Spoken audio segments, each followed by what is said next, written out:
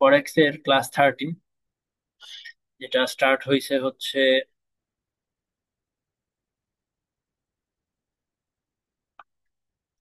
Slide number 24 থেকে। মাদুরার যে চ্যাপ্টারটা আছে, মাদুরার চ্যাপ্টার 1, সেটার 24 নম্বর স্লাইড থেকে হচ্ছে ক্লাস নাম্বার 13, যেটা হচ্ছে মিডের পরের, ফার্স্ট মিডের পরের ফার্স্ট ক্লাস, ফার্স্ট মিডের পরের ফার্স্ট ক্লাস। তো এই এই স্লাইডটার আগের স্লাইডের সাথে কোনো সম্পর্ক নেই। আগের স্লাইডে ছিল এমএনসির রিস্ক, মাল্টিন্যাশনাল কোম্পানির রিস্ক ছিল। আর এখন হইতেছে যে calculation of risk return. Calculation তো আমরা ফর্মুলা দিয়ে করে ফেলতে পারি। সো এক্সপেক্টেড রিটার্নের ফর্মুলা অলরেডি যেটা জানি সেটাই, যে summation R I into PI, অথবা হচ্ছে summation R I divided by N. So summation R I divided by N কখন ইউজ করব, যখন আমাদের হিস্টোরিক্যাল ডাটা দেওয়া থাকবে। আর আর আই ইন্টু পিআই কখন ইউজ করব, যখন প্রবাবিলিটি দেওয়া থাকবে। প্রবাবিলিটি দেওয়া থাকবে, এই যে ফর টাইম সিরিজ ডেটা হচ্ছে এই ফর্মুলাটা, টাইম সিরিজ ডেটার জন্য এই ফর্মুলাটা। আর প্রবাবিলিটি ডিস্ট্রিবিউশনের জন্য যে লাস্ট ফর্মুলাটা, সেগুলো অলরেডি আমরা জানি। এরপরে হইতেছে যে রিস্কের সেম, n-1 দিয়ে ভাগ দিব কিসের জন্য, ফর টাইম সিরিজ। আর পিআই দিয়ে গুণ দিব ফর প্রবাবিলিটি ডিস্ট্রিবিউশনস। সো এই হচ্ছে 24 নম্বর স্লাইড। 25 নম্বর স্লাইডে কি আছে, এখানে দুইটা সিএমএল দেখা যাচ্ছে, একটা হচ্ছে ডোমেস্টিক সিএমএল আর একটা হচ্ছে ইন্টারন্যাশনাল সিএমএল বা গ্লোবাল সিএমএল। জি দিয়ে বোঝাচ্ছে গ্লোবাল। সিএমএল মানে তো বুঝি, সিএমএল মানে হচ্ছে ক্যাপিটাল মার্কেট লাইন। ঠিক আছে, এটা পোর্টফোলিও, অ্যাডভান্স পোর্টফোলিওতে আমরা এটা ডিটেলস পড়তেছি। সো সিএমএল হচ্ছে ক্যাপিটাল মার্কেট লাইন, যেটা একটা আরএফ থেকে শুরু হয়, একটা রিস্ক ফ্রি রিটার্ন থেকে শুরু হয়। এরপরে আমরা যত রিস্ক নিব তত রিটার্ন বাড়বে।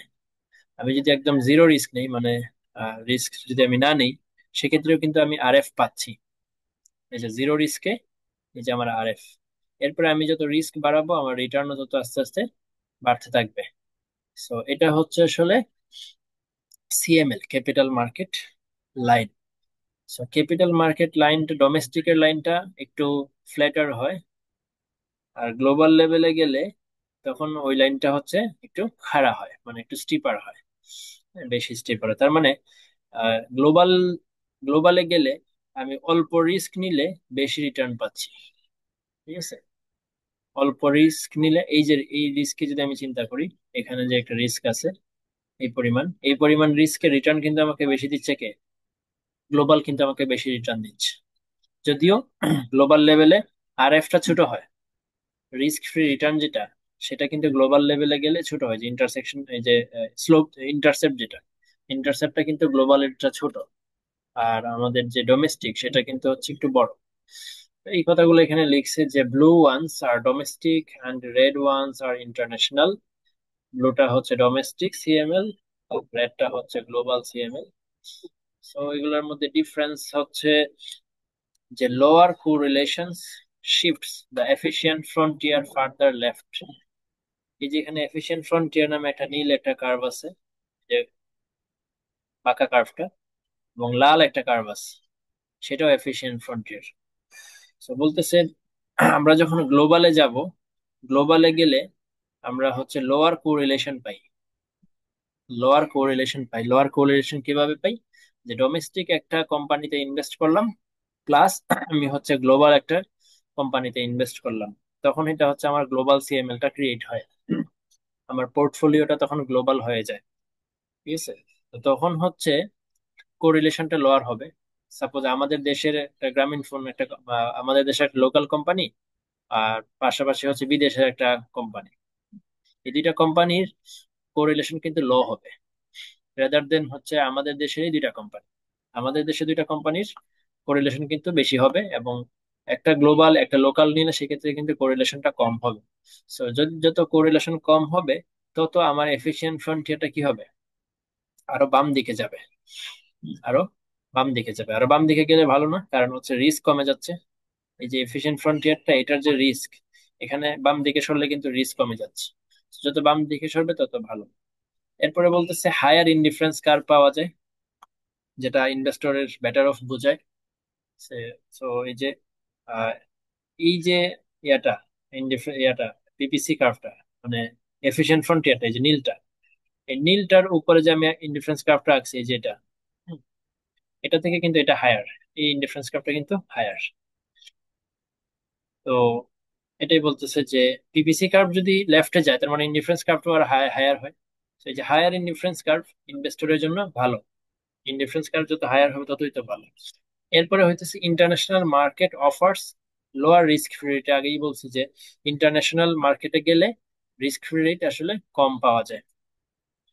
এরপরে হইতেছে গ্লোবাল সিএমএল, মানে রিস্ক ফ্রি রেট কম পাওয়াটাই কিন্তু এখানে আসলে ভালো বোঝাচ্ছে। রিস্ক ফ্রি রেট যদি আমি কম পাই, সেক্ষেত্রে কিন্তু আমার লাইনটা হচ্ছে কি হবে, স্টিপ হবে। এরপরে আসতেছে গ্লোবাল সিএমএল স্টিপার, যে বলে দিছে global CML is steeper than domestic suggesting higher risk premium. তো আমি রিস্ক প্রিমিয়ামটা হাই পাচ্ছি। ঠিক আছে, রিস্ক প্রিমিয়ামটা আমি হাই পাচ্ছি। তো এই হচ্ছে যে পোর্টফোলিও থিওরি, যেটা আমরা নর্মালি পোর্টফোলিও ম্যানেজমেন্টে পড়ি, সেটা ইন্টারন্যাশনাল পর্যায়ে গেলে কি দাঁড়ায়।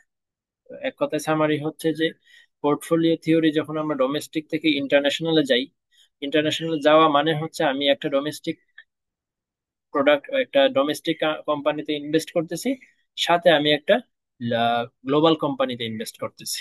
দুইটাই গ্লোবাল নিলে কিন্তু আবার এটা গ্লোবাল হবে না, একটা ডোমেস্টিক একটা গ্লোবাল নিতে হবে। তো নিলে, এরকম নিলে আমার সুবিধা কি, সুবিধা হচ্ছে আমি হায়ার লোয়ার রিস্ক রেট পাচ্ছি, যার কারণে আমার এটা স্টিপার হবে, এটা একটা সুবিধা। স্টিপার হবে কার্ভটা, হায়ার রিস্ক প্রিমিয়াম আমি পাবো। আমার ইনডিফারেন্স কার্ভটা আগেরটা থেকে উপরের দিকে আসে, সো এটা একটা আমার জন্য সুবিধা। আর এফিশিয়েন্ট ফ্রন্টিয়ারটাও বাম দিকে আসে, সো এফিশিয়েন্ট ফ্রন্টিয়ার বাম দিকে আসলে রিস্ক কমে যাচ্ছে। So, এগুলো হচ্ছে ডোমেস্টিক এবং ইন্টারন্যাশনালের মধ্যে পার্থক্য। So, এটা একটা কোয়েশ্চেন হইতে পারে যে পোর্টফোলিও থিওরি তুমি ডোমেস্টিক এবং ইন্টারন্যাশনাল মধ্যে কি ডিফারেন্স দেখো। ঠিক আছে, এরপরের স্লাইডে তাহলে কি আছে, এরপরের স্লাইডে আছে হচ্ছে two security portfolio with various correlations. দুইটা সিকিউরিটির মধ্যে যদি আমরা হচ্ছে ভেরিয়াস কোরিলেশনের সাপেক্ষে এফিশিয়েন্ট ফ্রন্টিয়ার গ্রাফটা দেখি, তাইলে কি রকম হয়। তো আমরা জানি যে যদি পি এর মান ওয়ান হয়, পি এর মান যদি ওয়ান হয়, সেক্ষেত্রে দুইটা সিকিউরিটির মধ্যে যে এফিশিয়েন্ট ফ্রন্টিয়ার, সেটা হচ্ছে একদম স্ট্রেট লাইন হয়, স্ট্রেট লাইন হয়। যদি দুইটা সিকিউরিটির মধ্যে কোরিলেশন ওয়ান থেকে একটু কমে, সেক্ষেত্রে একটু বেঁকে যাবে। যত কমবে তত বাড়তে থাকবে এফিশিয়েন্ট ফ্রন্টিয়ারটা। এটা যদি একদম -1-এ যায়, সেক্ষেত্রে হচ্ছে একদম এইভাবে হয়ে যায়, এই একদম একদম কোনাকুনি হয়ে যায়। তার মানে এটা হচ্ছে ওয়ান এর গ্রাফ। এই যে কোরিলেশন ওয়ান হইলে, দুইটা সিকিউরিটির মধ্যে কোরিলেশন ওয়ান হইলে এরকম এফিশিয়েন্ট ফ্রন্টিয়ার হবে। এর থেকে কোরিলেশন যত কমতে থাকবে, যত বাম দিকে যাবে, তত গ্রাফটা বাঁকতে থাকবে। সো এই গ্রাফটা বাঁকলে ভালো নাকি সোজা থাকলে ভালো, কিভাবে বুঝবো? নিচের দিকে কি আছে, রিস্ক আছে। তো সোজা থাকলে আমার রিস্ক হচ্ছে এই যে এই পরিমাণ রিস্ক বেয়ার করতে হইতেছে, এই পরিমাণ রিস্ক, মানে এতটুকু রিটার্নের জন্য আমি যদি এই জায়গাতে বলি, এতটুকু রিটার্নের জন্য আমার রিস্ক নেওয়া লাগে কতটুকু, এতটুকু, অনেক বেশি রিস্ক নেওয়া লাগে যদি কোরিলেশন ওয়ান হয়। তাহলে বাঁকলে ভালো, যত বাড়তেছে তখন তত এফিশিয়েন্ট ফ্রন্টিয়ারটা এদিকে আসতেছে, বাম দিকে আসতেছে। তো বাম দিকে আসলে এখন সেম রিটার্নের জন্য আমার রিস্ক কমে যাচ্ছে না, সেম রিটার্নের জন্য রিস্ক কমে গেল। কোরিলেশন আরো যখন একদম -1-এ আসলো, তখন আমার রিস্ক একদম নাই হয়ে গেল। তার মানে কোরিলেশন কমানোটা হচ্ছে আমাদের টার্গেট, কোরিলেশন কমাইতে পারাটা হচ্ছে আমাদের টার্গেট। এই টার্গেটকে ফিল আপ করার জন্য আমরা কি করি, আমরা হচ্ছে ওই যে গ্লোবালে যাই, মানে দেশের দেশের ডাইভার্সিফিকেশন এর মাধ্যমে আসলে জিরো পর্যন্ত আসা সম্ভব, কোরিলেশনকে ওয়ান থেকে জিরো বানানো সম্ভব। কিন্তু আরো যদি আমি আম, কমাইতে চাই, জিরো থেকেও কম, মানে মাইনাসের দিকে যেতে চাই, সেক্ষেত্রে আমার কি করতে হবে, ওই যে দেশের সিকিউরিটির সাথে কম্বিনেশন করতে হবে গ্লোবাল সিকিউরিটি, তাহলে হচ্ছে আমার কোরিলেশনটা আরো কমবে। তো এইভাবে কোরিলেশন কমানোটা হচ্ছে আমাদের মেইন টার্গেট, কারণ কি, কম কোরিলেশন যত কমে তত আমার রিস্ক কমে যায়। ঠিক আছে, এই হচ্ছে 26 নাম্বার স্লাইডটা। এই জিনিসটাই, এই যে 26 নম্বর স্লাইডে যেটা বলছে যে কোরিলেশন কম হইলে রিস্ক যে কমে যায়। কোরিলেশন যদি কম হয়, এটা কোরিলেশনের দিকে দেখে তো, কোরিলেশন কমলে কি হয়, সেম সেম রিটার্নের জন্য আমার রিস্ক ছিল এতটুকু, যখন আমার 1, এই যে এতটুকু অনেক বড় রিস্ক। যত কোরিলেশন কমতেছে তত গ্রাফটা বেঁকে যাচ্ছে, আমার রিস্ক তত কমে যাচ্ছে। তো আমরা চাই কি কোরিলেশন কমাইতে। এখন এই জিনিসটা একটু ম্যাথমেটিক্যালি প্রুফ করে দেখানো হবে যে আসলে কিভাবে কোরিলেশন কম হইলে রিস্ক কমে যাচ্ছে। এটা এই যে একটা এক্সাম্পলের মাধ্যমে এখানে দেখানো হয়েছে। সাপোজ মেরিমেক নামের একটা কোম্পানি আছে, এটা হচ্ছে একটা ইউএস ফার্ম। মেরিমেক কোম্পানিটা ইউএস এর একটা কোম্পানি। সে চাচ্ছে নতুন একটা প্রজেক্ট নিবে, নতুন একটা প্রজেক্টে সে ইনভেস্ট করবে। এখন প্রজেক্টটা সে যে ইনভেস্ট করবে সেটা সে কোথায় ইনভেস্ট করবে, লোকেশন নিয়ে সে চিন্তা করতেছে। সে কি ইউএস এর, মানে ইউএস এর একটা প্রজেক্টে ইনভেস্ট করবে, ইউএস এর প্রজেক্টে ইনভেস্ট করবে, নাকি হচ্ছে সে একটু গ্লোবালে যাবে, মানে দেশের বাহিরে যাবে, বাহিরে গিয়ে সে ইউকে তে গিয়ে সে একটা প্রজেক্ট নিবে।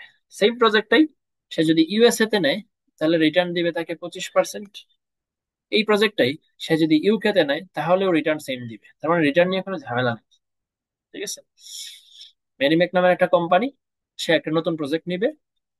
প্রজেক্টটা সে যদি তার বর্তমান কান্ট্রিতে নেয়, সে তো ইউএস এর কোম্পানি, সে যদি ইউএস এর মধ্যেই নেয় তাহলে তার রিটার্ন সে 25% পাচ্ছে। সে যদি ইউকে তে প্রজেক্টটা নেয় সেক্ষেত্রে সে 25%ই পাবে। সাপোজ আমরা মেরিমেক বলতে পারি যে এখানে সে একটা পদ্মা ব্রিজ বানাইতে চায়।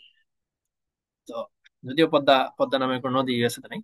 তো মেরিমেক সাপোজ পদ্মা ব্রিজ বানাইতে চায়, সে যদি এটা ইউএসএ তে বানায় তার রিটার্ন 25% হবে। সে যদি পদ্মা ব্রিজটা ইউকে তে বানাইতে যায় তাহলে তার রিটার্ন হবে সেম 25%। ইউএসএ তে বানাইলে রিটার্ন, সরি, স্ট্যান্ডার্ড ডেভিয়েশন হচ্ছে 9%। তার মানে নিজের দেশে যদি সে প্রজেক্টটা নেয়, নিজের দেশে যদি নতুন প্রজেক্টটা নেয় সেক্ষেত্রে তার রিস্কটা কম আছে রাদার দেন ইউকে তে একটু রিস্কটা কিন্তু বেশি। কোরিলেশনের ব্যাপারটা দেখতে হবে। নিজের দেশে যদি নেয় সেক্ষেত্রে তার এই যে নতুন প্রজেক্ট সেটার সাথে এক্সিস্টিং ফার্মের নতুন প্রজেক্ট, নিউ প্রজেক্ট, এই যে নিউ প্রজেক্ট এবং এক্সিস্টিং ফার্ম, এই যে দুইটা জিনিসের মধ্যে কোরিলেশন কত, 0.8। সে যদি সেম প্রজেক্টটা ইউকেতে নেয় সেক্ষেত্রে কোরিলেশনটা একটু কম, 0.02, একটু কম না, অনেক কম, তাই না? তার মানে গ্লোবালে গেলে কোরিলেশন কমে যায়। আর কোরিলেশন কমে গেলে আমরা একটু আগে দেখছি গ্রাফের মধ্যে যে কোরিলেশন কমলে তখন এই গ্রাফটা বেঁকে যায়। আর বেঁকে যাওয়া মানে রিস্ক কমে যাওয়া। হ্যাঁ, এখন এটা নিউমেরিক্যালি দেখাইতে হবে যে রিস্ক কিভাবে কমে যাচ্ছে। যাই পরের স্লাইডে। In terms of return, neither new project has an advantage. এটা বললো যে রিটার্ন নিয়ে আমাদের কোনো এই দুটার মধ্যে কোনো ডিফারেন্স নাই, দুটাতে সেম রিটার্ন দিচ্ছে। Regard to risk, the new project is expected to exhibit slightly less variability in returns if located in the US. USA যদি হয় তাহলে রিস্ক হচ্ছে কম, ইন্ডিভিজুয়াল রিস্ক দেখতেছি কম। এখন আমাদেরকে দেখতে হবে টোটাল রিস্ক। নতুন প্রজেক্টটা নেওয়ার পরে, নতুন প্রজেক্টটা ইনক্লুড করার পরে মেরিমেকের রিস্কে কি চেঞ্জ আসে, মেরিমেকের রিস্ক নতুন মানে টোটাল রিস্ক কি হয়, কমবে নাকি বাড়বে? ইউএসএ তে নিলে কত রিস্ক, ইউকে তে নিলে তার টোটাল রিস্ক কত আসে? তাহলে আমাদের কাজ কি এখন, মেরিমেকের প্রজেক্ট নেওয়ার পরে টোটাল রিস্ক ক্যালকুলেশন। তো এই যে 29 নম্বর স্লাইডে টোটাল রিস্ক ক্যালকুলেশন করে দেখাইছে। এখানে একটু আমাদের কিছু ইনফরমেশন আরো লাগবে, সেটা হচ্ছে নতুন প্রজেক্টে তার ইনভেস্টমেন্ট হচ্ছে সাপোজ 30%। নতুন প্রজেক্টে মেরিমেকের যে টোটাল ফান্ড সেটার 30% সে ইনভেস্ট করবে কোথায়, নতুন প্রজেক্টটাতে। তাহলে 70% হচ্ছে কোথায়, 70% হচ্ছে এক্সিস্টিং প্রোডাকশনে। এক্সিস্টিং যে মেরিমেক, মেরিমেক যে কোম্পানিটা, তার এক্সিস্টিং ফার্মে তার ইনভেস্টমেন্ট আছে হচ্ছে 70%। নতুন প্রজেক্টে সে ইনভেস্ট করবে 30%। এবং এক্সিস্টিং যে ফার্ম, এক্সিস্টিং ফার্মের রিস্কটাও আমার লাগবে। এক্সিস্টিং ফার্মের রিস্ক হচ্ছে 10%। এক্সিস্টিং ফার্মের রিস্ক হচ্ছে 10%। এখন সে যদি ইউএসএ তে প্রজেক্টটা নেয় তাহলে রিস্ক কত? 9%। নতুন জাস্ট প্রজেক্টের রিস্ক। আচ্ছা, তাহলে এই দুইটা রিস্ক আমার লাগবে। একটা হচ্ছে এক্সিস্টিং রিস্ক 10%, নতুন প্রজেক্টের রিস্ক হচ্ছে 9%। এই দুইটাকে ইউজ করে আমি আমার টোটাল রিস্কটা, ওভারঅল রিস্কটা ক্যালকুলেশন করে ফেলতে পারি উপরের যে ফর্মুলা, এই ফর্মুলা অনুযায়ী। এটা তো আমরা ফর্মুলাটা জানি। এই ফর্মুলাতে হচ্ছে কি আছে, W square A sigma square A. W A মানে হচ্ছে ওই যে এক্সিস্টিং ফার্মে তার ইনভেস্টমেন্ট, যেটা হচ্ছে 70%, এবং এক্সিস্টিং ফার্মের রিস্ক হচ্ছে 10। সেম ভাবে নতুন প্রজেক্টের ইনভেস্টমেন্ট 30, নতুন প্রজেক্টের রিস্ক হচ্ছে 9। এই 9 থেকে নিলাম? এটা হচ্ছে যদি ইউএসএ তে সে ইনভেস্ট করে, প্রজেক্টে যদি সে কোথায়, প্রজেক্টে যদি সে ইউএসএ তে বানায়, তাহলে তার রিস্ক 9। এরপরে আমরা 11 নিব, 11-এর জন্য পরে আসতেছে। তো 9 নিয়ে আগে ক্যালকুলেশন করে দেখি টোটাল রিস্কটা কত আসে। এই যে এটা বসাইলো, plus 2 × WA WB sigma A sigma B, এবং লাস্ট যেটা, যেটা মেইন, সেটা হচ্ছে কোরিলেশন। এই যে কোরিলেশনটা কিন্তু অনেক বড়, এটার কন্ট্রিবিউশন কিন্তু অনেকটাই আছে। এইটার কারণে এখানে রিস্ক আসলো কত, ওভারঅল রিস্ক আসলো কত, 8.6 আসলো না, 8.65 আসলো। ঠিক আছে, ওভারঅল রিস্ক। এটাকে যদি আমি 100 দিয়ে গুণ দিই, তাহলে 8 পয়েন্ট, ওইটা তো হচ্ছে ভেরিয়েন্স আসছে, এটাকে রুট ওভার দিয়ে 100 দিয়ে গুণ দিতে হবে আর কি। তো যাই হোক, ভেরিয়েন্সে যদি চিন্তা করি, ভেরিয়েন্স দেখতেছি কত, 0.008। এখন যাব হচ্ছে তাহলে আমাদের সেম জিনিস ইউকে তে যদি ইনভেস্টমেন্টটা হয় সেক্ষেত্রে, তাহলে এই প্রথম কম্পোনেন্টটা তো আগের মতোই সেমই আছে। কারণ এটা হচ্ছে ডাব্লিউ স্কোয়ার এ, মানে হচ্ছে ইনিশিয়াল ইনভেস্টমেন্ট, মানে এক্সিস্টিং ফার্মের ইনভেস্টমেন্ট ইনটু রিস্ক বা ভেরিয়েন্স। এখন যদি সে এই যে 11% আসছে, 11% থেকে আসছে, এটা যদি সে ইউকে তে ইনভেস্ট করে তাহলে রিস্ক। এরপরে কোরিলেশনটা চেঞ্জ হয়ে গেছে না, 0.02। এই যে কোরিলেশনটা কম থাকার কারণে এখানে রিস্ক বড় হওয়ার পরেও এখানে টোটাল রিস্কটা কিন্তু কম আসলো। টোটাল রিস্ক আসলো কত, 0.006। তাহলে কি বোঝা গেল, যে কোরিলেশন কমলে টোটাল রিস্ক কমে যায়। এটা হচ্ছে তাহলে ফার্স্টে গ্রাফে দেখানো হইলো, আর এখন একটা ম্যাথমেটিক্যাল এক্সাম্পল দিয়ে বোঝানো হইলো, যে thus as a whole Merrimack will generate more stable returns if the new project is located in the UK। তার মানে বর্তমানে সে বিজনেস করতেছে যে দেশে, তাহার তার থেকে সে যদি অন্য দেশে একটু প্রজেক্ট প্রজেক্ট বাড়ায়, তাহলে তার কি হবে, তার রিটার্নটা স্টেবল হবে। তার মানে তার রিস্ক কমে যাবে। রিটার্ন স্টেবল হওয়া মানে কি, রিস্ক কমে যাওয়া, তার রিস্ক কমে যাবে। এটাই হচ্ছে আসলে ডাইভার্সিফিকেশনের বেনিফিটস। ডাইভার্সিফিকেশন, দেশের বাহিরে চলে যাওয়া। দেশের মধ্যে ডাইভার্সিফিকেশন সম্ভব, দেশের বাহিরে গিয়ে আরো ভালোভাবে ডাইভার্সিফিকেশনটা সম্ভব। ঠিক আছে, তো এটা গেল। আচ্ছা, এখন এই 30 নাম্বার স্লাইড পর্যন্ত একটু নোটে দেখি কি লিখছে। নোটে লিখছে যে মোটামুটি সেম জিনিসই, এখন এগুলা নোট আসলে নিজে নিজে পড়লেই বোঝা যাবে। বলতেছে এখানে যে পি এর মান, এগুলো তো একদম স্লাইডের মতো হুবহু। তো এখান থেকে স্টার্ট করতেছি। পি এর মান -1, মানে কোরিলেশনের মান -1 সম্ভব হয় না। কারণ এখানে প্রত্যেকটা স্টকেই তো একটা সিস্টেমে বিলং করে না। সাপোজ আমাদের দেশের প্রত্যেকটা স্টকেই তো হচ্ছে সেম সিস্টেমে বিলং করে। তো সেম ইকোনমিতে বিলং করার কারণে বা সেম সিস্টেমে বিলং করার কারণে তাদের মধ্যে কোরিলেশন মাইনাসে যাইতে পারে না। ঠিক আছে, মাইনাসে কেমনে যাবে, কারণ এরা প্রত্যেকটা কোম্পানি, আমাদের দেশের প্রত্যেকটা কোম্পানি তো হচ্ছে এই আমাদের সেম ইকোনমির বিভিন্ন ম্যাক্রো ফ্যাক্টর দ্বারা এফেক্টেড, সেম ফ্যাক্টর দ্বারাই তো এফেক্টেড। সো যার কারণে এদের মধ্যে একদম বিপরীত সম্পর্ক হইতে পারে না। সবাই যেহেতু সেম সিস্টেমে বিলং করে এবং সেম ইকোনমির ফ্যাক্টর দ্বারা এফেক্টেড হয়, এজন্য এদের মধ্যে নেগেটিভ কোরিলেশন অবশ্যই সম্ভব। So, তার মানে আমার নেগেটিভ কোরিলেশন পাইতে হইলে কি করতে হবে, গ্লোবালে যাইতে হবে। গ্লোবালেও আসলে -1 সম্ভব হয় না, কারণ গ্লোবাল মানে কি, সারা বিশ্বের প্রত্যেকটা কোম্পানি, তা প্রত্যেকটা কোম্পানিও কিন্তু আবার কিছু ম্যাক্রো ফ্যাক্টর দ্বারা এফেক্টেড হয়। ওটা গ্লোবাল কিছু ফ্যাক্টর আছে কমন, সব কোম্পানির, বিশ্বের সব কোম্পানির জন্যই কিছু গ্লোবাল কিছু ফ্যাক্টর আছে। প্রত্যেকটা প্রত্যেকটা কোম্পানি ওই ফ্যাক্টর গুলা দ্বারা এফেক্টেড হওয়ার কারণে গ্লোবালে গেলেও আমার এই কোরিলেশনের ভ্যালু কি হওয়া সম্ভব হবে না, -1 হবে না। তো এখানে লিখছে আমাদের পোর্টফোলিও থিওরির মেইন উদ্দেশ্য হলো কোরিলেশন কমানো। এটা তো আমি আগেও বলছি যে কোরিলেশন যত কমানো যায় তত ভালো। জিরো ইজ হাইলি সল্ট, মানে জিরো, কোরিলেশনটাকে জিরো করার চেষ্টা করা হয়, কারণ এটা আসলে আহ অনেকগুলা ইয়া থেকে ভালো। সাপোজ কোরিলেশন 1 হইলে তার থেকে কিন্তু জিরো ভালো, কোরিলেশন 0.8 হইলে তার থেকেও কিন্তু জিরো ভালো।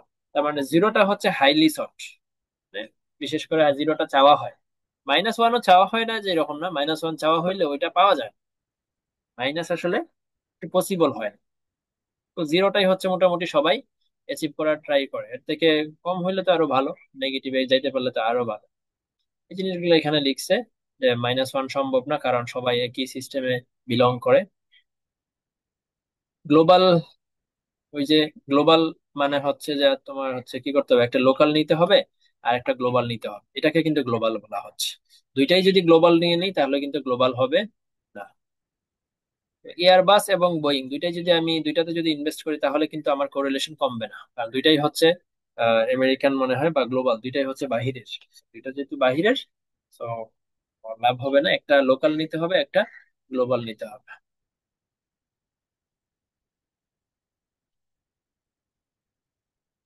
এরপরে বলছে যে ওয়ান অফ দেম, এই যে কেন -1 সম্ভব না, গ্লোবালে যাওয়ার পরেও কোরিলেশন কেন -1-এ আসবে না, কারণ হচ্ছে প্রত্যেকটা কোম্পানিকে ইউনাইটেড নেশনস দেখাশোনা করে, বা প্রত্যেকটা কোম্পানি প্রত্যেকটা দেশকে ইউনাইটেড নেশন দেখাশোনা করে।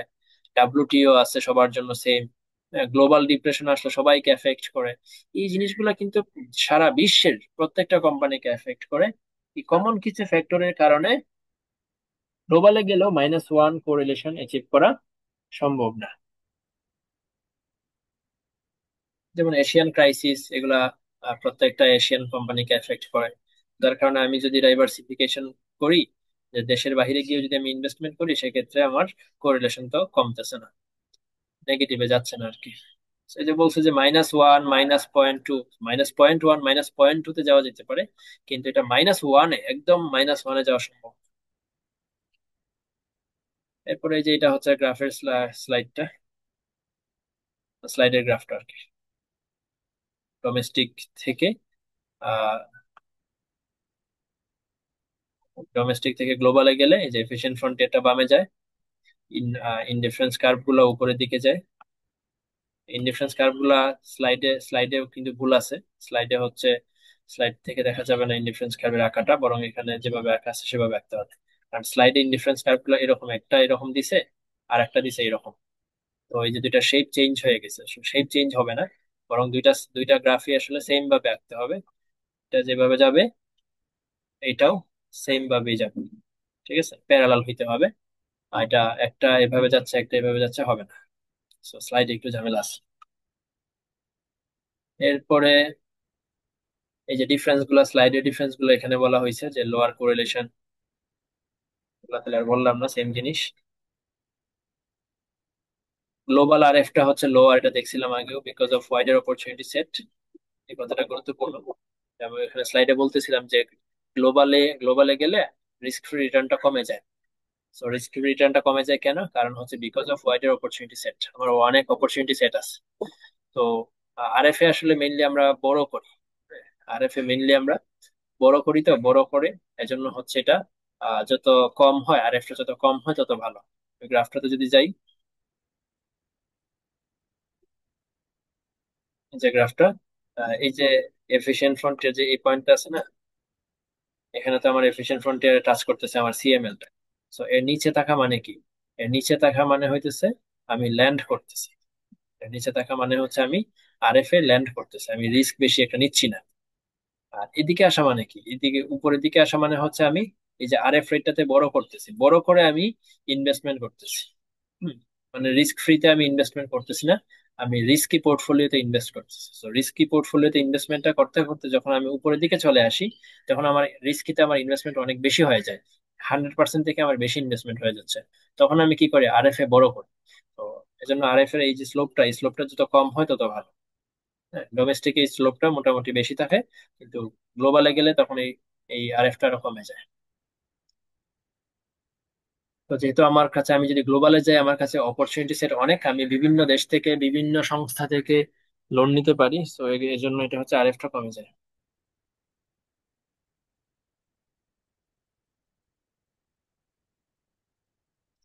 এই জিনিসগুলো এখন নিজে নিজে আসলে পড়লেই বোঝা যাওয়ার কথা, কারণ আমি স্লাইড তো ব্যাখ্যা করলাম।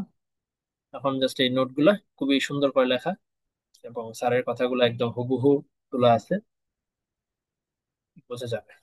ডাইভার্সিফিকেশন ইফেক্টের ম্যাথ দেখাইলাম। ডাইভার্সি লোয়ার কোরিলেশনটাই হচ্ছে বিউটি অফ ডাইভার্সিফিকেশন। হ্যাঁ, আর দেন কি খবর?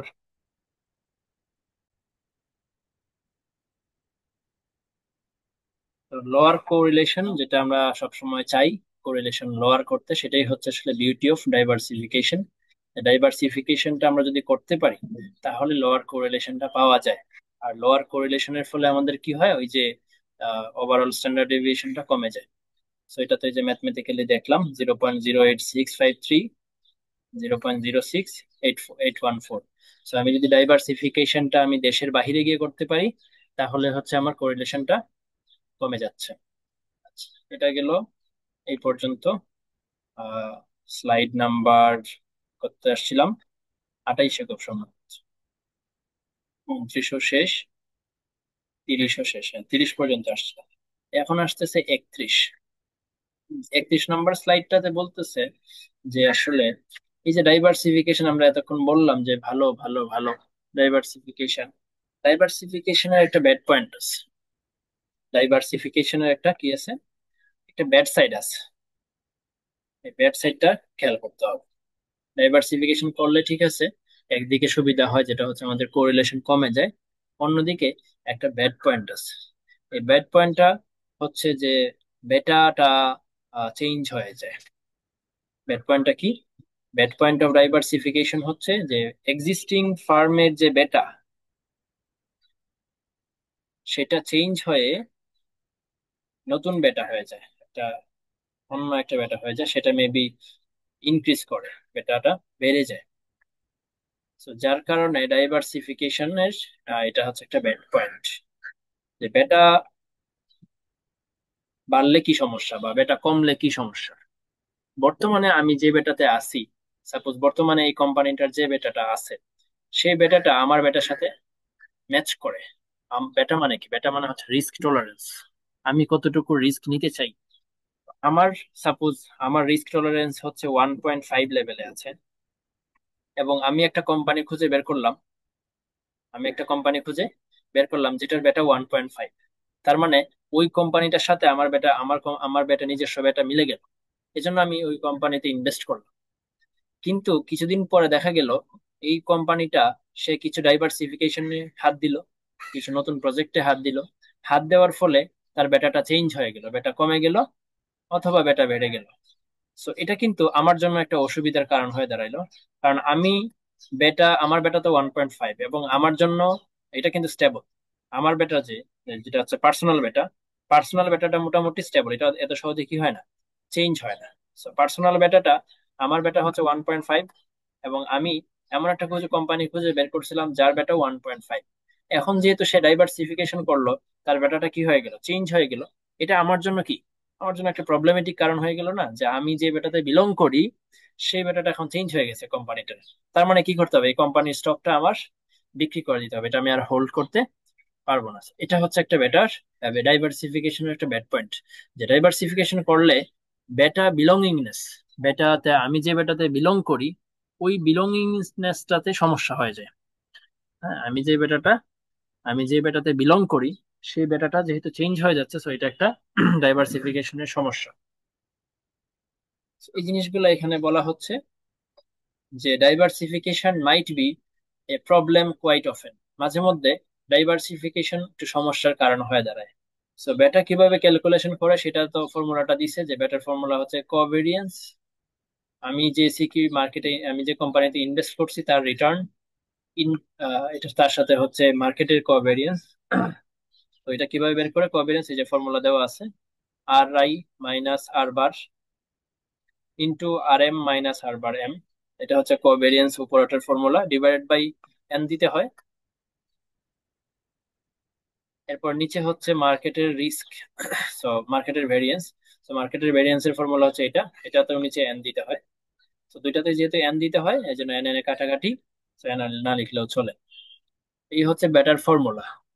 এখন এই যে ডাইভার্সিফিকেশন করলে যে এটা প্রবলেমেটিক, হ্যাঁ ডাইভার্সিফিকেশন বা ডাইভার্সিফিকেশন করলে যেটা প্রবলেম হয়ে দাঁড়ায় মাঝে মধ্যে, এটা হচ্ছে ফাইন্যান্স ছাড়া কেউ বোঝে না।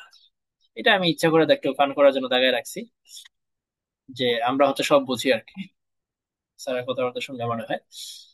সো এরপরে হইতেছে, বোয়িং যখন মালয়েশিয়াতে প্রজেক্ট করে তখন সমস্যাটা ফেস করে যে সে মালয়েশিয়াতে রাবার প্রোডাকশনে গেল। তো এখানে একটা নতুন একটা কেস নিয়ে আসা হয়েছে, এটা হচ্ছে যে এই যে ব্যাট ব্যাট হচ্ছে টোবাকো প্রোডাকশনে যাবে কিনা। সো ব্যাট হচ্ছে বর্তমান একটা কোম্পানি যার বেটা আছে কত, যার বেটা ক্যালকুলেশন করলে আমরা পাবো হচ্ছে এই যে ব্যাটের বেটা হচ্ছে এই যে 0.447। এটা ক্যালকুলেশন কিভাবে করছে, ওই যে ফর্মুলা আছে, এই ফর্মুলা দিয়ে ক্যালকুলেশন করছে। এটা কিভাবে করছে দেখাবো একটু পরে।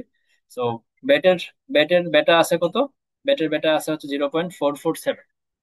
তো ব্যাট যদি নতুন করে টোবাকো প্রোডাকশনে যায়, ব্যাট যদি টোবাকো প্রোডাকশনে ইনভেস্ট করে, ওই নতুন প্রজেক্টের বেটা হচ্ছে 1.475, জাস্ট ওইটার বেটা, নতুন প্রজেক্টর যে যেটাতে যাচ্ছে সেটার বেটা হচ্ছে 1.475। এখন এটা যদি ব্যাটের নিজস্ব বেটা হয়, এটা যদি প্রজেক্টের বেটা হয়, এটা হচ্ছে কি নতুন প্রজেক্টের বেটা, তো এই দুটার একটা অ্যাভারেজ বেটা হবে হচ্ছে বর্তমান টোটাল বেটা, মানে বেটার নতুন বেটা, বেটা কিন্তু চেঞ্জ হয়ে যাবে। সো সাপোজ সে যদি এখানে 20% ইনভেস্ট করে, তাহলে 20% অফ 1.475 আর 80% অফ 0.447, এটা দিয়ে কত আসে, এটা দিয়ে আসে হচ্ছে 0.652 আসে। এই যে বেটাটাকে 0.2% দিয়ে গুণ দিলাম, আর এটাকে আমি 0.8 দিয়ে গুণ দিলাম, তাহলে না আমার নতুন বেটা আসতেছে ব্যাটের। তো ব্যাটের নতুন বেটা কত আসলো, 0.652। তার মানে কি হইলো, বেটা চেঞ্জ হয়ে গেল না। অরিজিনাল বেটা 0.447 ছিল, এটা এখন চেঞ্জ হয়ে 652 তে চলে আসলো। এটা একটা সমস্যা, এই যে বেটার যে বিলঙ্গিংনেস প্রবলেম, বেটা যে চেঞ্জ হয়ে গেছে, এটাকে বলা হয় বেটা বিলঙ্গিংনেস প্রবলেম। আমি যে বেটাতে বিলং করি সেই বেটাটা চেঞ্জ হয়ে যাচ্ছে এখন, ঠিক আছে। সো বেটা বিলঙ্গিংনেসটা খুবই গুরুত্বপূর্ণ একটা থিওরি, এটা এক্সামে আসে। তো বেটা বিলঙ্গিংনেস এর থিওরিটা লাগবে। এটা হচ্ছে বেটা বিলঙ্গিংনেস আর রিস্ক টলারেন্স একই কথা। বেটার বিলঙ্গিংনেস শব্দটা মানে হচ্ছে রিস্ক টলারেন্স। তো এটা নিয়ে কি বলছে, যে কোম্পানি এর বেটা 1.2, আমার বেটা 1.2, তার মানে আমি এই কোম্পানিতে বিলং করি, এটা কি বলা হচ্ছে বেটা বিলঙ্গিংনেস, ঠিক আছে। শেয়ার হোল্ডার তার পছন্দ মতো বিলঙ্গিংনেস এ যাবে, তার মানে শেয়ার হোল্ডার তার যত বেটা আছে সে এমন একটা কোম্পানি খুঁজে বের করবে যেটার বেটাও সেম, ওইটাতে সে ইনভেস্ট করবে, এটাকে বলা হয় হচ্ছে বেটা বিলঙ্গিংনেস। এখন বেটা, এটা তো শেষ, বেটা বিলঙ্গিংনেস শেষ। এখন হচ্ছে এখানে একটু কথাবার্তা এক্সট্রা লিখতে হবে, সেটা হচ্ছে যে বেটা ইজ এ ফাংশন অফ, বেটা আসলে কার বেটা কেমন হবে সেটা ডিপেন্ড করে, হ্যাঁ, কিছু জিনিসের উপরে। কার বেটা কত হবে, বা বেটা কি বেশি হবে নাকি কম হবে, সেটা ডিপেন্ড করে কিছু ফ্যাক্টরের উপরে। যেমন এইজ, এইজের সাথে বেটার সম্পর্ক আছে, এইজ যত বাড়ে বেটা কমে যায়, মানে রিস্ক নেওয়ার টলারেন্স সেটা কমতে থাকে। এই জন্য এটা নেগেটিভ সম্পর্ক, কারণ এইজ বাড়লে বেটা কমে। এডুকেশন, এডুকেশন মানুষ যত শিক্ষিত হয় তার মানে এডুকেশন বাড়তেছে, তার বেটা কমতে থাকে, কারণ সে রিস্ক বেশি একটা নিতে চায় না, সে সচেতন হয়ে যায়। এডুকেশন বা পড়ালেখা করলে মানুষ হচ্ছে রিস্কের সোর্স গুলা সম্পর্কে সচেতন হয়ে যায়, যার কারণে তার বেটা কমতে থাকে। এরপরে হচ্ছে জেন্ডারের সাথে সম্পর্ক হচ্ছে মেল হইলে তার রিস্ক টলারেন্স বেশি হয়, ফিমেলদের একটু রিস্কের প্রতি ভয় কম, ভয় বেশি আছে, যার কারণে এটা নেগেটিভ। কালচার, কালচারের সাথে বেটার সম্পর্ক হচ্ছে নেগেটিভ। সো এটা দেখা গেছে যে হোয়াইট পিপল যারা, তাদের তাদের বেটাটা হচ্ছে কম, তারা বেশি একটা রিস্ক পছন্দ করে না, রিস্ক টলারেন্সটা তাদের কম। আর ব্ল্যাক পিপল যারা, তাদের হচ্ছে বেটাটা রিস্ক রিস্ক টলারেন্সটা একটু বেশি। সো ব্ল্যাকের সাথে এটা পজিটিভ, হোয়াইটের সাথে নেগেটিভ। সো ওভারঅল বলা হচ্ছে যে কালচার আসলে নেগেটিভ। সো এটা একটা কথা বলছিল স্যার কি জানি, যে কালচার আসলে ডিফাইন করা যায়,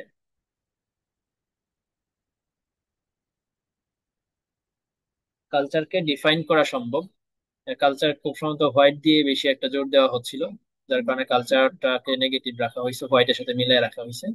এটা কনসিস্টেন্টলি হোল্ড করে বলতে যে হোয়াইট পিপলরা ইয়া হয়, মাইনাসে যায়, এবং ব্ল্যাক পিপলরা হচ্ছে প্লাসে থাকে। সো এটা কনসিস্টেন্টলি হোল্ড করে, সবগুলোই কনসিস্টেন্টলি হোল্ড করে স্যার বলছিল। এরপর লাস্টটা হচ্ছে ইনকাম, ইনকামের সাথে হচ্ছে বেটার সম্পর্ক পজিটিভও হইতে পারে, নেগেটিভও হইতে পারে। সো এটা হচ্ছে যে একটা সময় পর্যন্ত পজিটিভ, এরপরে হচ্ছে এটা নেগেটিভ হয়ে যায়। ঠিক আছে, ইনকাম বাড়তেছে, এটা হচ্ছে ইনভার্টেড ইউ হবে, এই যে এখানে লেখা আছে, আসতেছি। তো এখানে বেটা হচ্ছে এই যে এডুকেশনের সাথে যে নেগেটিভলি রিলেটেড, এটা বলছে। কালচার, কালচার যত কালচার হবে তত হোয়াইটদেরকে বেশি কালচার বলা হয়, হোয়াইটদেরকে বলা হচ্ছে বেশি কালচার, তারা মোর কালচার্ড।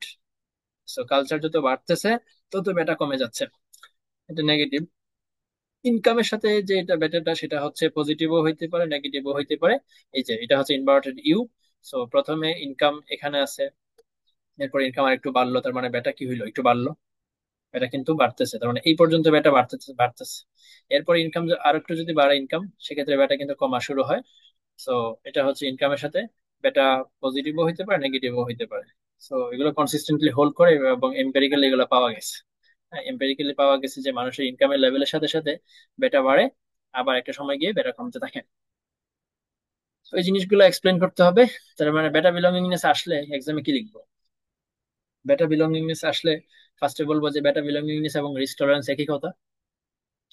এরপরে বলতে হবে যে একটা ব্যক্তি, তার যে নিজস্ব যে বেটা আছে, ওই অনুযায়ী সে একটা কোম্পানিকে চুজ করে যার বেটা সেম, এটাকে বলা হয় বেটা বিলঙ্গিংনেস। এরপরে বলতে হবে যে বেটাটা কনসিস্টেন্টলি সেম থাকে একজন ব্যক্তির, মানে বেটাটা খুব দ্রুত চেঞ্জ হয়ে যায় না। এটা হচ্ছে প্রথম কথা, যে বেটা খুব দ্রুত চেঞ্জ হয় না, বেটা মোটামুটি কনসিস্টেন্ট থাকে, সবসময় একটা কনসিস্টেন্ট লেভেলে থাকে। আর কিন্তু সেটা বয়সের সাথে সাথে আস্তে আস্তে কমতে থাকে, এডুকেশনের সাথে কমতে থাকে, জেন্ডারের সাথে সম্পর্ক আছে, কালচারের সাথে সম্পর্ক আছে, ইনকামের সাথে একটা সম্পর্ক আছে। কিন্তু বেটা একদম হুট করে যে চেঞ্জ হয়ে যায়, বিষয়টা এরকম না। একটা একটা ভেরিয়েবলের সাথে সম্পর্ক আছে, যে এই যে আস্তে আস্তে বাড়বে, বেটা আস্তে আস্তে কমবে, এরকম একটা সম্পর্ক। তো এই জিনিসগুলা, এই বেটার ফাংশনটা লিখে একটু এগুলো এক্সপ্লেন করতে হবে, তাহলেই হচ্ছে বেটা বিলঙ্গিংনেস এর থিওরিটা সলভ। এখন যেটা করা হয়েছে, এই যে স্লাইডের যে একটা ম্যাথ আছে দেখতেছি, ডেটা যে চেঞ্জ হয়ে যায় ওভারঅল, মানে নতুন প্রজেক্টে গেলে, মানে ডাইভার্সিফিকেশন করলে ডেটা যে হচ্ছে চেঞ্জ হয়ে যায়, সেটা দেখানো হয়েছে। কিভাবে? সাপোজ এখানে মার্কেটের কিছু ডেটা নেওয়া হইলো, প্রাইস, বর্তমানে যে বেট, মানে এক্সিস্টিং যে বেট, তার মার্কেট প্রাইস নেওয়া হইলো।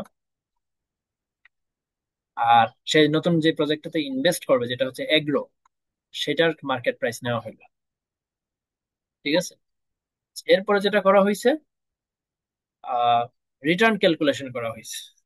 এই যে 3022, এটা তো জানুয়ারির প্রাইস, ফেব্রুয়ারির প্রাইস প্রাইস হচ্ছে কত, 3212, তাহলে এখানে রিটার্ন হয়েছে না, প্রাইস বাড়ছে, কতটুকু বাড়ছে, গ্যাপ ডিভাইডেড বাই 3022, এটা হচ্ছে রিটার্ন, এই যে এখানে বের করা হয়েছে। ফেব্রুয়ারিতে, মানে হচ্ছে এই যে ফেব্রুয়ারিতে 2 নম্বর মাসে, জানুয়ারিতে কোনো রিটার্ন ক্যালকুলেশন সম্ভব না, ফেব্রুয়ারিতে রিটার্ন হয়েছে নাকি হয় নাই? হয়েছে। 3212-তে আসছে ফেব্রুয়ারিতে প্রাইস, আগে ছিল 3022 ডিভাইড বাই 3022, এতটুকু রিটার্ন। এরপরে মার্চের রিটার্ন, এভাবে প্রত্যেকটা মাসের রিটার্নটা আগে বের করা হয়েছে। এটা কোন রিটার্ন? মার্কেট রিটার্ন, কিন্তু কারণ মার্কেট প্রাইস নিয়ে ক্যালকুলেশন করতেছি না, এটা কিন্তু মার্কেট রিটার্ন। এই রিটার্ন গুলাকে যদি আমি নাম্বার অফ মান্থস দিয়ে ভাগ দিই, তাহলে কি আসে? এভারেজ মার্কেট রিটার্ন চলে আসে। এভারেজ রিটার্ন চলে আসলো, 1 2 3 4 5 দিয়ে ভাগ দিলাম, তাহলে আসলে এভারেজ মার্কেট রিটার্ন। এটা কেন লাগবে? ওই যে ফর্মুলাটাতে খেয়াল করি, বেটা আমরা আমরা চাচ্ছি আসলে বেটা ক্যালকুলেশন করছি। তো বেটা ক্যালকুলেশনে যে আর M minus R bar M লাগে, এই আর বার এমটা ক্যালকুলেশন করলাম। এখন আর বার জে ক্যালকুলেশন করবো, আর বার জে। সো আর বার জে বলতে হচ্ছে আমি প্রথমে ক্যালকুলেশন করব ব্যাটের রিটার্ন, এরপরে ক্যালকুলেশন করব এগ্রো রিটার্ন, এরপর যেটা করব ব্যাটের সাথে মার্কেটের কোভেরিয়েন্স বের করব এবং মার্কেটের ভেরিয়েন্স দিয়ে ভাগ দিব, তাহলে ব্যাটের বেটা চলে আসবে। এরপরে এগ্রোর সাথে মার্কেটের কোভেরিয়েন্স বের করব, ডিভাইড করব কি দিয়ে? মার্কেটের ভেরিয়েন্স দিয়ে, তাহলে চলে আসবে এগ্রোর বেটা। ওই এগ্রোর বেটা আর বেটের বেটা, এই দুইটা বেটা আলাদা আলাদা বের করাটাই হচ্ছে আমার মেইন ফোকাস। তাহলে বের করি। যে এই যে মার্কেটের রিটার্ন গুলা ক্যালকুলেশন করলাম, এভারেজ মার্কেট রিটার্ন বের করলাম। সেম ভাবে এখন যাব ব্যাটের রিটার্ন গুলা ক্যালকুলেশন করলাম। এই যে ব্যাটের প্রাইস গুলা ইউজ করে 3250, 3200, যেগুলাকে ইউজ করে ব্যাটের রিটার্ন গুলা ক্যালকুলেশন করলাম, তাহলে ব্যাটের এভারেজ রিটার্ন চলে আসলো। সেম ভাবে এগ্রোর জন্য সেম ভাবে রিটার্ন গুলা ক্যালকুলেশন করতে হবে। এখানে ফেব্রুয়ারিটা জাস্ট দেখানো হয়েছে, ফেব্রুয়ারি রিটার্ন ক্যালকুলেশন করে দেখানো হয়েছে, বাকিগুলো ক্যালকুলেশন করতে হবে। এই যে ক্যালকুলেশন এগুলো আনসার গুলো দেওয়া আছে। তাহলে এগ্রোর এভারেজ রিটার্ন আসলো কত? 0.087। ঠিক আছে, এই জিনিসগুলো ক্যালকুলেশন করা হইলে এখন আসতে হবে আমার টেবিলটাতে।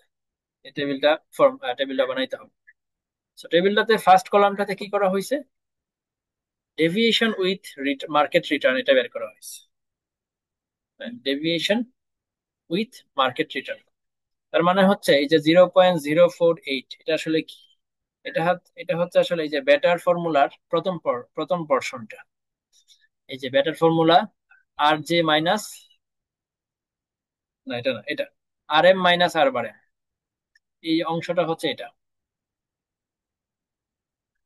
এটা ডেভিয়েশন অফ আর এম এটা হচ্ছে আসলে কি? আর M minus R bar M, প্রথম কলামটা আসলে এটা। তার মানে এই যে 0.048, এটা বের করা হয়েছে কেমন? এটা বের করা হয়েছে আহ প্রথম যে রিটার্ন প্রথম রিটার্ন মার্কেট রিটার্ন কত? এই যে 0.6287, এখান থেকে এভারেজটা মাইনাস করা হয়েছে। এভারেজ কত? 0.152, এটা মাইনাস করা হয়েছে। তো তখন আসছে 0.04। এভাবে প্রত্যেকটা মার্কেটের রিটার্ন থেকে তার এভারেজ রিটার্নকে মাইনাস করা হয়েছে। তার মানে কি আসলো? এটা R M minus R bar M আসলো না? R M minus R bar M আসলো। এখানে কি বের করা হয়েছে? Deviation with bet. তার মানে বেটের যে ইন্ডিভিজুয়াল রিটার্ন আছে না, সেখান থেকে বেটের এভারেজটা মাইনাস করা হয়েছে। তাহলে এটা কি পাইলাম? এটা পাইলাম হচ্ছে আর বি মাইনাস আর বার বি, তাই না?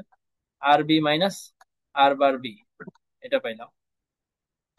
এই দুইটা কলামকে যদি আমি গুণ করে দেই, তাহলে কিন্তু আমার চলে আসে যে কোভেরিয়েন্স অফ আর এম আর বেট। তাহলে হচ্ছে ব্যাটার ফর্মুলার উপরের অংশটা হয়ে গেল না? এই যে ব্যাটার ফর্মুলার উপরের অংশটা কিন্তু ডান, আর M minus R bar M, আর আর বেটা মাইনাস আর বেট মাইনাস আর বার বেট। বেট বলতে বেট কোম্পানি, ইনিশিয়াল যে কোম্পানিটা, ডিভাইডেড বাই কি হবে? মার্কেটের ভেরিয়েন্স। তার মানে নিচে এটা লাগবে।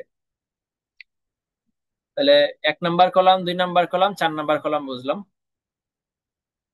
এখন মার্কেটের ভেরিয়েন্সটা লাগবে। এই যে লাস্টের কলামটা হচ্ছে মার্কেটের ভেরিয়েন্স, যেটা হচ্ছে deviation of R M square. তার মানে ওই যে 0.048, এটাকে জাস্ট সিম্পলি স্কোয়ার করতেছে, তাহলে আসলে এই কলামটা। ঠিক আছে, এই কলামটা যোগ করে নিব, 4 নাম্বার কলামটাও যোগ করে নিব। 4 নাম্বার কলাম যোগ করে কি আসলো? এই যে এটা আসলো। এটা মানে স্লাইডে ভুল আছে, যে কাইটা দিছে জানেন, 0.003 কে কেটে দিছে, এটা স্লাইডে লেখা। So এটা ক্যালকুলেশন করলে খুব সম্ভবত 0.013 আসে, এবং এই কলামটা যোগ করলে আসে কত? 0.03। এটাকে এটা দিয়ে ভাগ দিব, তাহলে আসবে কত? বেটা। কার বেটা এটা? বেট। এটা হচ্ছে বেটের বেটা। তাহলে 0.447 আসলো, যে লেখা আছে বেটের বেটা। এখন যেটা বের করতে হবে সেটা হচ্ছে আমাদের যে নতুন একটা ইনভেস্টমেন্ট এগ্রো, এগ্রো এর বেটাটা ক্যালকুলেশন করতে হবে। তো এগ্রো এর বেটা সেম ভাবে ক্যালকুলেশন করব। 3 নাম্বার কলামটাতে আসতে হবে তাহলে। এগ্রো এর যে ইন্ডিভিজুয়াল যে রিটার্ন আছে সেখান থেকে আমি মাইনাস করবো তার অ্যাভারেজ রিটার্ন। এটার সাথে গুণ দিব কারটা, ওই যে প্রথমটা, মার্কেটের ডেভিয়েশন। এই 1 নাম্বার কলাম আর 3 নাম্বার কলাম গুণ দিয়ে আসলো আমার 5 নাম্বার কলাম। এটাকে আমি যোগ করে নিব, তাহলে আসবো 0.04, 0.044। এটাকে ভাগ দিয়ে দিব কি দিয়ে, মার্কেটের ভেরিয়েন্স দিয়ে। তাহলে আসবে 1.475। এটা হচ্ছে এগ্রোর বেটা। তাহলে এটা হচ্ছে আমার ইনিশিয়াল বেটা, বেটের। এখন সে ডাইভার্সিফিকেশনে গেল, ডাইভার্সিফিকেশনে গিয়ে সে এগ্রোতে ইনভেস্ট করলো। এগ্রোর বেটা হচ্ছে 1.475।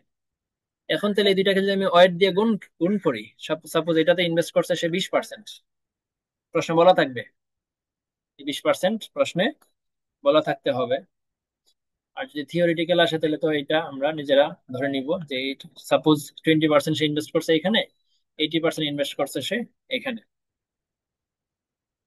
তাহলে এই 20% দিয়ে এটাকে গুণ দিতে হবে, 80% এটাকে গুণ দিতে হবে। তাহলে এগুলো দেখাইছো, এগুলো অলরেডি বলছি, এগুলো বলার কিছু নাই। এই যে তাহলে 80% দিয়ে গুণ দিল ইনিশিয়াল বেটাকে, 20% দিয়ে গুণ দিল নতুন বেটাকে, তাহলে তার বেটা চেঞ্জ হয়ে গেল 0.6526। এটা হচ্ছে বেটা অফ ব্যাট উইথ এগ্রো, বেটা অফ ব্যাট উইথ এগ্রো। তার মানে বেটা চেঞ্জ হয়ে গেল না? তার বেটা ছিল, ইনিশিয়াল বেটা ছিল 0.447, এখন সে ইনভেস্টমেন্ট করার কারণে তার বেটা চেঞ্জ হয়ে গেল। এটা হচ্ছে আমাদের জন্য প্রবলেমেটিক। এটা হচ্ছে বেটা বিলঙ্গিংনেস এর সমস্যা ক্রিয়েট করে। কারণ এখন তো আমি তাহলে আমার কি করতে পারবো না, আমি যে বেটের যে শেয়ারটা এতদিন হোল্ড করতেছিলাম, এখন তো আমার বিলঙ্গিংনেস বেটা বিলঙ্গিংনেস এর সমস্যা হয়ে গেল। কারণ ব্যাট কোম্পানির বেটাটা এখন বেড়ে গেল, যেটা আমি চাই না। ঠিক আছে, সো আমার কি করতে হবে এখন, এই স্টকটা বিক্রি করে দিতে হবে। এটাই আর কি। এটা হচ্ছে ডাইভার্সিফিকেশনের প্রবলেম। তাহলে আমরা ফার্স্টে পড়ছি ডাইভার্সিফিকেশনের বেনিফিট। ডাইভার্সিফিকেশনের বেনিফিট হচ্ছে লোয়ার কোরিলেশন। লোয়ার কোরিলেশনের কারণে দেখছিলাম যে ওভারঅল স্ট্যান্ডার্ড ডেভিয়েশন কমে যায়, ম্যাথের মাধ্যমে দেখছিলাম। এখন দেখতেছি যে ডাইভার্সিফিকেশন শুধুমাত্র ভালোই না, ডাইভার্সিফিকেশন এর একটা ব্যাড পয়েন্ট আছে। ব্যাড পয়েন্টটা হচ্ছে বেটা চেঞ্জ হয়ে যায়। বেটা চেঞ্জ হয়ে গেলে আমার জন্য সমস্যা হয়, আমার বেটা বিলঙ্গিংনেসে সমস্যা ক্রিয়েট হয়।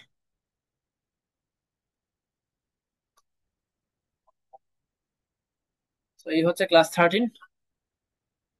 এখানে একটা নোট দিয়ে কথা বলছে যে বেটা, এখানে আমরা কি ইউজ করছি, এই যে ডিজেন ইউজ করছি। ডিজেন ডিজেন বলতে হচ্ছে এটা অন্য একটা ইন্ডেক্স, অন্য দেশের একটা ইন্ডেক্স। তো এই ইন্ডেক্সটাতে একটু প্রবলেম আছে, এটা ইন্ডেক্সটা ইউজ না করা ভালো। এই জন্য এর থেকে ভালো হচ্ছে আমাদের ডিএসসি এর যে 30 ইন্ডেক্স আছে না, বা ডিএসসি এর ওভারঅল ইন্ডেক্স, সেটা ইউজ করাটা ভালো। ঠিক আছে। সো এই আর কি, এটা তেমন গুরুত্বপূর্ণ কিছু না। তো ক্লাস 13 পর্যন্ত। তাহলে ক্লাস 13 এর মাধ্যমে কত নাম্বার স্লাইড পর্যন্ত শেষ হইলো? এই এটা 32 পর্যন্ত শেষ হলো। 33-তে একটা ম্যাথ আছে বেটা নিয়ে, এটা আর স্যার ক্লাসে মনে হয় করায় নাই, এটা নিজেদের করতে হবে। এটা হচ্ছে বোয়িং। যে বোয়িং নামের একটা কোম্পানি, সে হচ্ছে এগ্রোতে ইনভেস্ট করে। হ্যাঁ, এটা স্যার ক্লাসে একটু একটু বলে গেছিল। এটা আসলে সেম ভাবেই করতে হবে। যেমন এই যে ডিজেনের প্রাইস গুলা দেওয়া আছে, তাহলে কি করতে হবে, ডিজেনের রিটার্নটা বের করে নিতে হবে। এই যে ডিজেনের রিটার্নটা বের করে নিছো। এরপর হচ্ছে বোয়িং, বোয়িং এর প্রাইস দেওয়া আছে, সো এগেইন বোয়িং এর প্রাইস বের করে, রিটার্ন বের করে নিল। এগ্রোর প্রাইস দেওয়া আছে, এগ্রোর রিটার্ন বের করে নেওয়া হইলো।